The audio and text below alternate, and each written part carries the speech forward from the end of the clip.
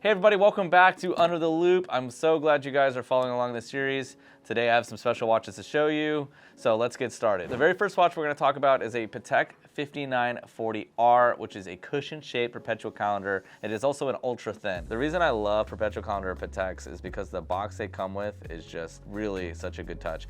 It has a winding mechanism built right into it, and if that's something you use, that is going to help you save a lot of time setting such a watch, because setting this watch is really a task. It's not something that's just so easy to fly through if you are not used to them. They do require a tool that the watch comes with, which is a little pen pusher essentially, so you do need to set the watches carefully. So let's dive right into the 5940R and talk a little bit more about it. One thing you want to know about perpetual calendars is they kind of keep up with everything. They have the date, the month, the moon phase, and the leap year indicator, which is the biggest thing here. So you have two types of calendar watches. You're gonna have an annual calendar and a perpetual calendar. The perpetual calendar is kind of like the big dog of watchmaking when it comes to Pateks. You guys know, like, perpetual calendars are where it's at. That's what's always gonna have the most attention.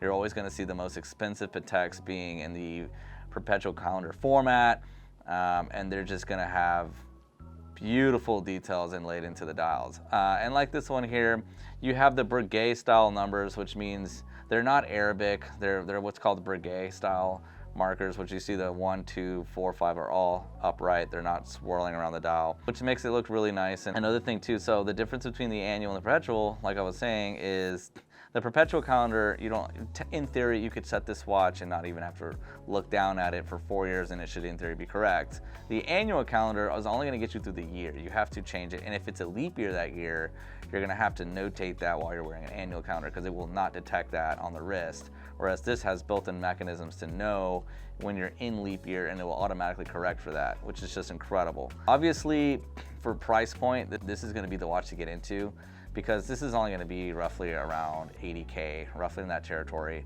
versus a round perpetual calendar Patek.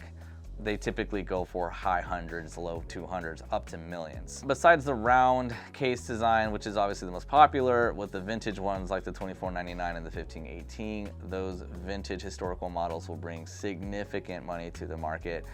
When they do hit, they usually go for like $1 to $3 million, and sometimes in rare instances they can go even more. So depends on what's going on with that watch in particular. But this watch right here is a sleeper for perpetual calendar. If you're in the market for something unique that kind of stands out on a wrist, this is the perfect dress watch that you can buy under $100,000. That is a Patek Philippe, and that is a perpetual calendar.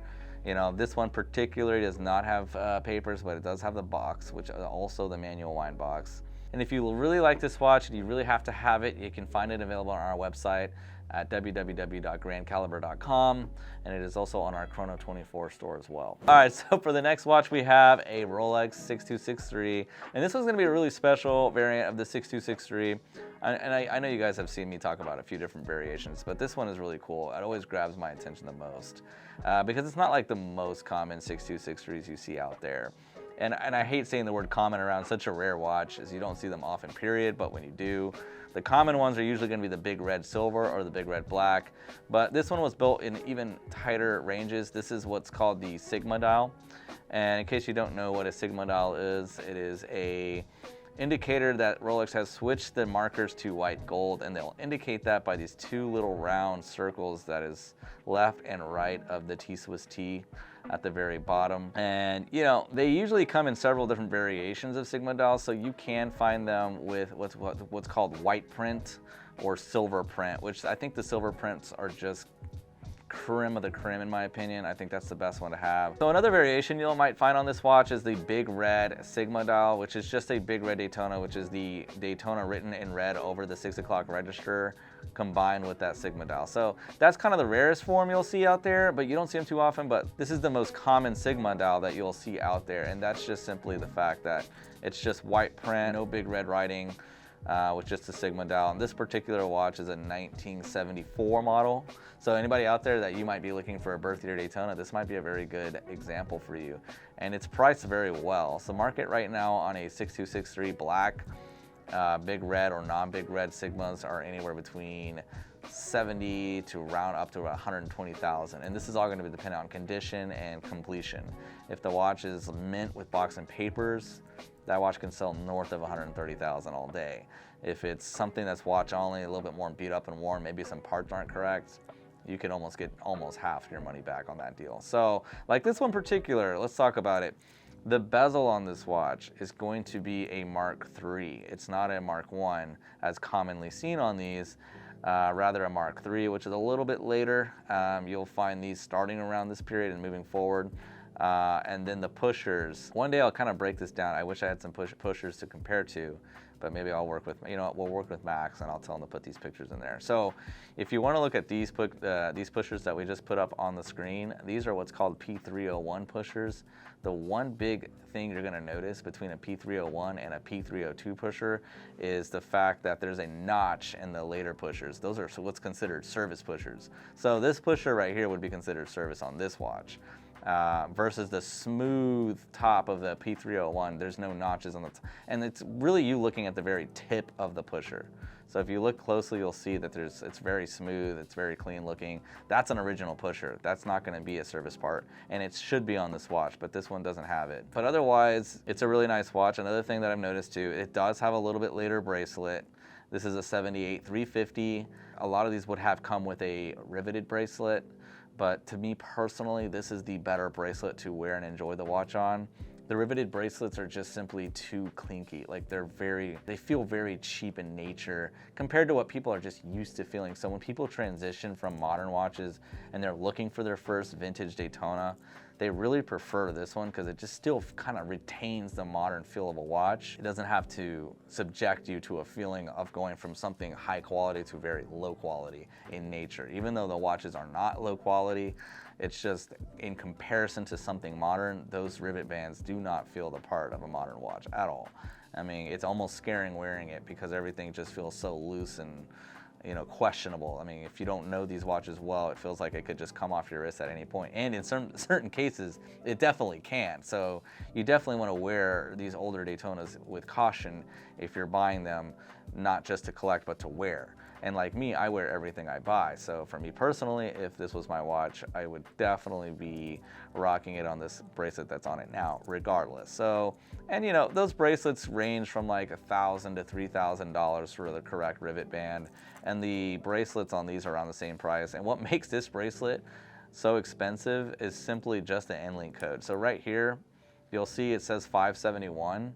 If this had said 558B or something like that, that's just simply off of a Rolex date model that happens to share this bracelet. And the bracelet by itself is only like $500 to $600. It's that N-Link that now costs another $1,000 to $1,500. I mean, so anytime I have to restore an N-Link, on a watch that comes in incorrect, it is always a very expensive, correction. And also these bezels too, they're extremely expensive to replace. I mean, just a Mark I bezel alone can set you back $15,000 when you need one, and especially a nice one. The problem is you'll find a lot of these bezels and they're cracked, they're bent, sometimes they don't look good anymore, and sometimes a quarter of them are stripped out and they're missing a whole section. It's not a good look. What I usually tell guys to do for anybody buying these watches, typically just go buy a service insert, slap it on there. You get the exact same look, but you're retaining the value of these bezels. These bezels are just so expensive. And if you're like me, it's not hard to walk into a door or walk into something and not paying attention. And all of a sudden you have a $10,000 problem. It's not fun. So service bezels are far cheaper. You can usually pick them up for $3,000 to $5,000, and you're much safer than having to bang up a almost irreplaceable Mark I bezel, which are impossible to find. I just actually sold one personally. But regardless, that is going to be the 6263 for you. If you guys have any questions, comments, drop them down in the comments below and let me know what you think of this watch. And if there's anything that I missed about this watch, let me know and I'll be happy to cover it. And if you're interested in this watch, you can find it at www.grandcaliber.com. Search under 6263, it should pop right up, and that's going to do it for this watch. All right, for our last watch, we have the Rolex 116515 Oyster Flex Daytona with a Meteor dial. This is one watch that we can all get hyped for because this right now is trending so hard in the market. People are putting calls for this watch one after the other. I mean, It's one of those watches that just Rolex put out that just really hit a home run with the public. I mean, they really redefined the way they've done the meteor dials, and I think it's a true win for me. Here's one thing to talk about. The old dials were just plain as day, straight up meteor. So like what that means is the sub dials, everything about the dial would just be a one straight up piece of meteorite dial that they printed on. I think Rolex really kind of noticed that it made the dial very bland in a sense. Even though it's meteor, it's a very cool material, it kind of became, everything kind of became blended together in a sense. So the way they kind of combated that was to take this dial, like for example, and they've put these sub dials in a solid color and kind of made the negative space meteorite, which to me just kind of pops better, and it definitely looks far more fitting, aesthetically speaking, than just your typical meteor dial. Which I don't know. There's always going to be room to say that the older meteorite dials will eventually creep up to a much higher value simply because, you know, it's going to become vintage and more desirable, whereas these are currently produced watches that are just now discontinued. So this watch just got discontinued, so you know how that is. If Rolex discontinues something, the world goes crazy and just throws way too much money at it. So current market price for a Meteor Daytona is around $75,000 to $95,000, depends who you're buying it from. We are asking $91,500 for this watch, so check it out on our website.